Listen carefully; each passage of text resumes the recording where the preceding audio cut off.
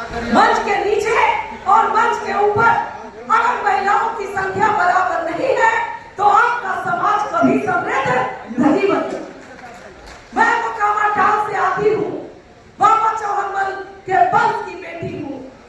हमारे खानदान ने उसको सींचने का काम किया है और मैं एक बार चाहती हूँ कि जोरदार दोनों हाथ उठाकर एक बार हमारे साथ हमारे भाई बहन नारा लगाए, बोले बोले चौहान कन्हैया की, बोले बोले चौहान कन्हैया की, राजा सलेश की, बाबा गौरैया की, बाबा साहब अमर रहे।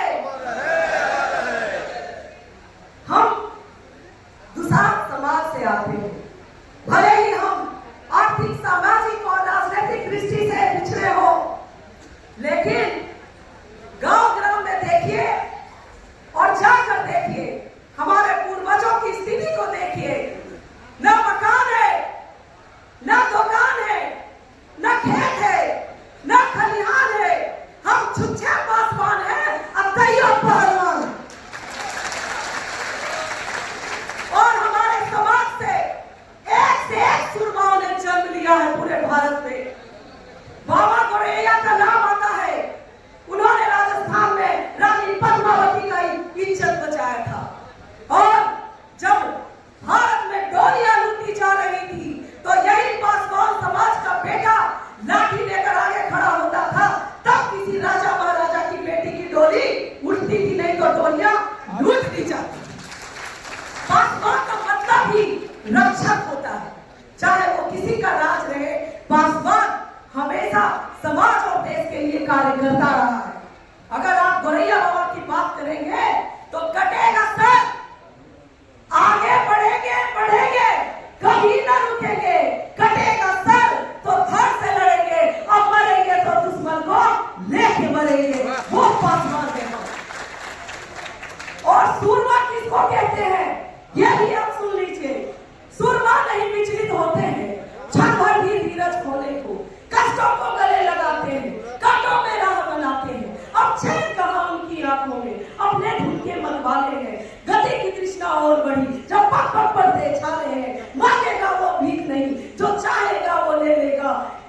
देखना है इस धरती पर कौन वीर बलिदानी है, किसकी धमनी में खून है और किसकी धमनी में पानी है। आज हम सभी दलों के पासवान यहाँ जुटे हैं और आज चाहे वो राजनीतिक स्थिति हो, सामाजिक स्थिति हो, आर्थिक स्थिति हो, हम आगे बढ़ते बढ़ते कहीं ना कहीं पिछड़ रहे हैं। हम 90 के दशक में 36 के 36 विधायक पासवान समाज से हुआ करते थे। हम बिहार से 6 के 6 सीटों पर पासवान पार्लियामेंट में जाकर गरजते थे।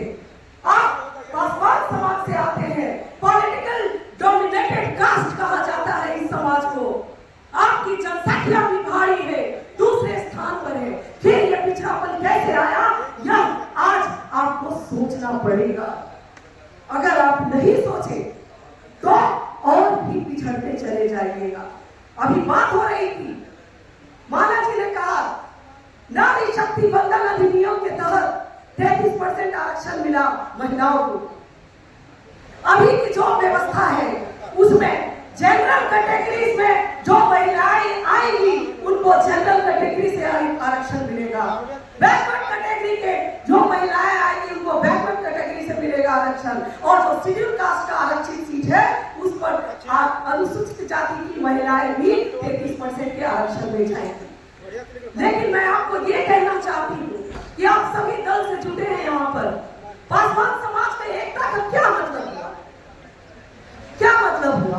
आप जरा सोच कर देखिए। मतलब यह है कि आपका ये चेतना सम्मेलन करने का आउटपुट क्या है, रिजल्ट क्या आने वाला है। कोई भी काम हम जब करते हैं तो उसका रिजल्ट आता है। हम आपसे अनुरोध करते हैं कि अगर आप सामाजिक, आर्थिक और राजनीतिक दृष्टिकोण से एकता ला रहे हैं और इस एकता का प्रदर्शन आप पूरे बिहार में, क्षेत्र में, समाज में करने जा रहे हैं तो आप एक बात जरूर हमारा मानिए, वो ये है कि आपके समाज के लोग जहां भी हो, जिस क्षेत्र में हो,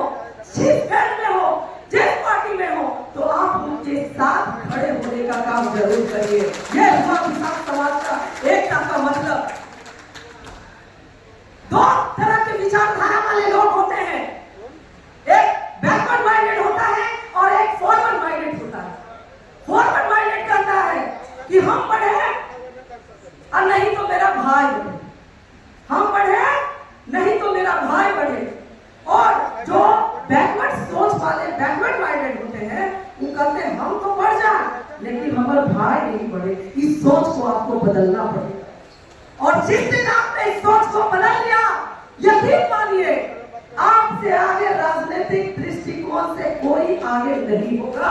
पासवान समाज आगे रहा है, आगे था और आगे होगा। मैं ज्यादा वक्त नहीं लूंगी।